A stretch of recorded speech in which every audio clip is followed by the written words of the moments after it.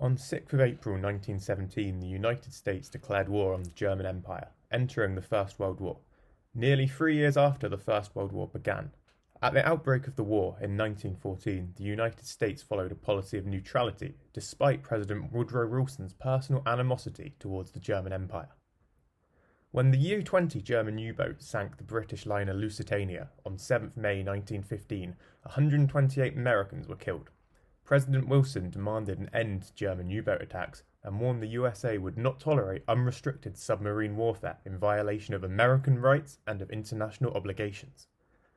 Following this statement, President Wilson's Secretary of State, William Jennings Bryan, resigned, believing that American president's protests against the German use of U-boat attacks conflicted with the official commitment to neutrality. Meanwhile, President Wilson came under attack from those who believed the United States should become involved in the war. These calls were led by former President Theodore Roosevelt, who denounced the Germans as pirates. US public opinion itself began to shift in favour of the war throughout 1916 and 1917, following public outrage over the Black Tom and Kingsland explosions, which had occurred as a result of German sabotage. By early spring of 1917, Wilson's commitment to neutrality unravelled.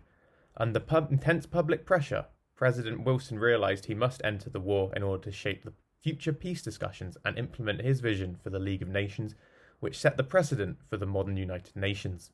The United States made major contributions in terms of supplies, raw materials, and money. American soldiers under General of Armies John Pershing, Commander-in-Chief of the American Expeditionary Force, arrived at a rate of 10,000 men a day on the Western Front in the summer of 1918.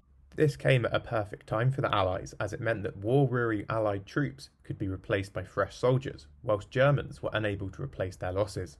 The infusion of new and fresh US troops greatly strengthened the Allies' strategic position and boosted morale. The Allies achieved victory over the German Empire on November 11, 1918, after German morale had collapsed both at home and on the battlefield.